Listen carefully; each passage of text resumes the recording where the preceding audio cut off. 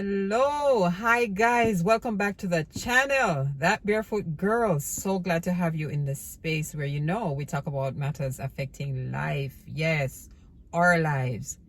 Recently I've been thinking a lot about some of the disparities that surround healthcare, its delivery, and in particular some of the health outcomes that persons are receiving.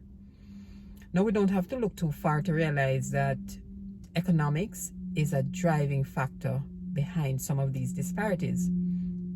And sad to say, as with many other commodities, with healthcare, a lot of times you get what you can pay for. So we see the challenge of obtaining adequate healthcare greater in families and communities that are at a lower socioeconomic status. As we say in Jamaica, donkey said a grung no level. And this just means that the opportunities are not dispersed equally across the masses.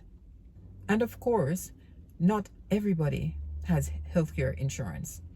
And for the people who don't have healthcare insurance, it's even harder for them to come up out of their pocket to pay for these necessary healthcare services. So we can see the link there and the reason why the disparities are so great in different parts of the world. But today I really wanted to focus on another factor that drives the disparity as well, and it's that of health literacy. No, this is not as common as it should be, and this is a problem. And you won't understand how much of a problem it is until you or your loved ones have to deal with the results of poor health literacy. Now, according to the Institute of Medicine, health literacy is a person's ability to obtain, process, and understand health information in order to make appropriate healthcare decisions. Now, if you listen to the things, they have to have access to it. And they have to be able to obtain the information. They have to be able to process the information and also understand it. And this will help them to make informed healthcare decisions. Now, if you think about it, for someone who doesn't have all the tools that will enable them to make an informed decision, you could see how this could negatively affect their health outcomes. Now, there are many barriers to this. Outside of economics, not many people will ask questions of their healthcare provider.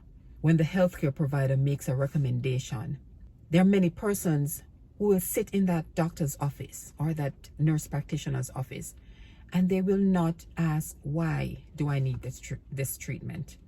How is this treatment going to help?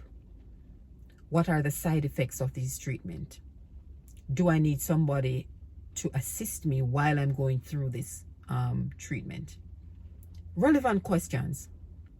And I can't say it's a disinterest on the part of the patient. It might be where they're not accustomed to questioning the doctor. To persons out there, when you approach your healthcare provider, whether it's in person in the office or it's via the computer where you're doing telehealth or something to that effect, don't be afraid to ask a question surrounding your life, your care.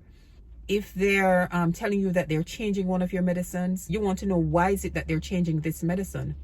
How is this one gonna better help that problem that you have? Is this gonna cost you? Is it something that your insurance will cover? You have a say in this because this is your life and this is your healthcare. The healthcare provider is just one of the players in this picture, and you are the key component. So asking questions is number one. Fear is number two. Believe it or not, there are some people that are afraid to divulge certain information to their healthcare provider. Let's be honest here. Especially things that are considered very personal, like discussing matters or issues going on with your private parts. Some people are not, based on their upbringing sometimes, they're not comfortable with telling the doctor or that nurse practitioner what is really going on, what they have been feeling, what they have been experiencing. So it is on the part of the provider, to an extent, to do their very best to get this information out of the patient, taking in considerations that you are, as a provider, that many people will come before you with different backgrounds, different upbringings, and for many different reasons they might not want to divulge certain information based on what's going on with them. You have to just find more therapeutic approaches that will help the patient to trust you and to give you the information that you need. Number 3, lack of computer skills. Don't you know it? We live in a world now that everything is computer driven. Especially post-COVID, we find that many more healthcare services are being delivered via the internet. We now see where you can actually see your healthcare provider over the computer. For people who have never done anything like this on the computer, especially our elderly patients, this can be a challenge for them. First of all, not everybody has access to a computer. Not everyone is able to maneuver their way on a computer. And for older folks, many of them are not trusting of the computer, and they just don't feel like this is a real visit. So they want to see the doctor in person. And the trust issue of healthcare being taken care of in this format can be a challenge for some people. Barrier number 4, culture. There are some cultures that see the healthcare provider as the one who knows what's best for the patient. Point blank. So because of this, they will not question anything that the provider recommends. It doesn't feel right. It feels disrespectful to the provider if you question what they're recommending. They're the ones who went to school. They have the big degrees. They know about this stuff. They know about healthcare. They know what to do. I don't know. This is the thought. This is the thought process of certain cultures. And your culture is your culture. It's a part of you. But when you step back and look at the picture, you realize that the most important component in what's going on with your healthcare is you. So it makes sense for you to have an input, right?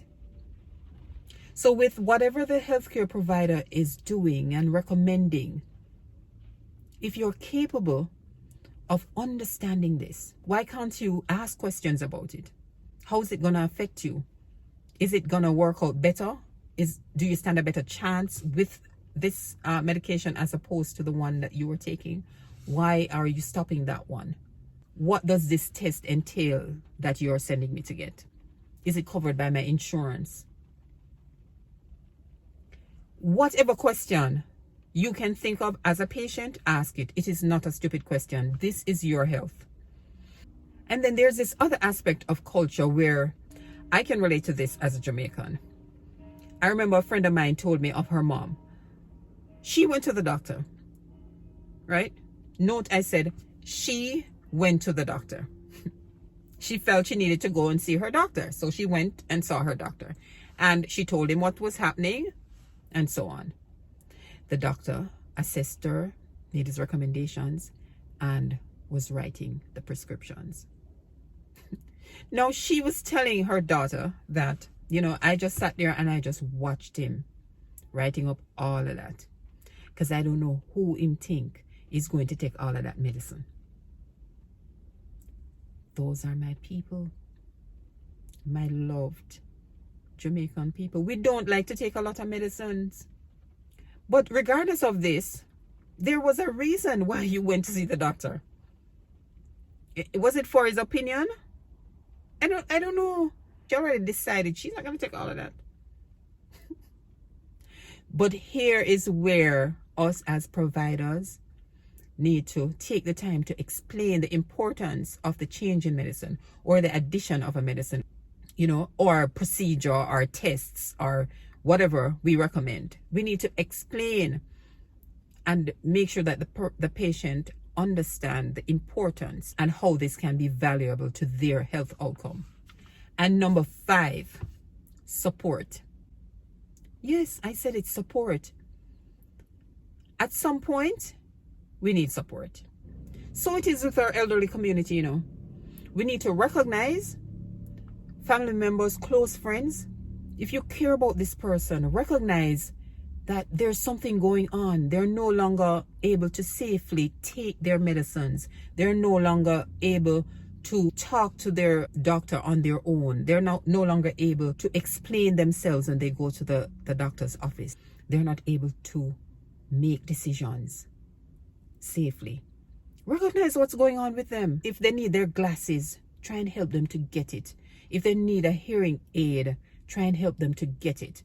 You must recognize when it's at a point where they're not hearing or they're not seeing, so they can't be an active part of their healthcare decisions if they can't obtain information, because how else are they going to process it and then understand it in order to say yay or nay to a recommendation that the healthcare provider has put forward. So support is very vital, and it doesn't have to be family. It just has to be somebody that cares and is willing to make the effort to give some time to that person and to help them in whatever way that they can. So it's a twofold issue where the healthcare provider needs to pay attention to these 5 barriers to good health literacy. And it's also on the part of the patient themselves or their loved one caring for them to realize that these 5 factors could be barriers to them having optimal health literacy. So I will leave you now, but bear in mind that health literacy is not as common as it ought to be. And when it's not, there is a problem. So let us help ourselves and help our loved ones to achieve the best patient outcomes. See you next time, guys. And if you like the content of the video, give me a thumbs up. Remember to share this video and to just subscribe if you haven't. I love the support. I thank you so much, and I appreciate the love.